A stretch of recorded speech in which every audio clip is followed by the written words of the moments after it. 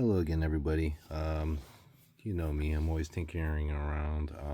Found this clip-on microphone from like a 99-cent store or $5 and less store. The button here typically doesn't work. I figured out a way to make it work. What I did was, like, right here is a good spot to pry it open. Probably with screwdrivers first, but I think I got it loose enough to open it. It's right there. There's a little lip up here.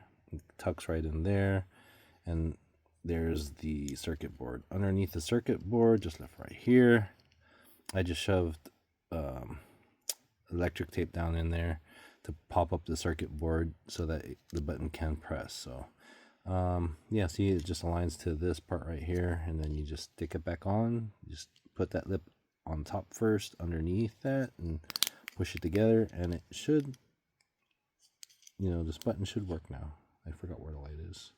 Just hold it down and there's the light. That's it. And just shove this thing back in and it should all work. All right.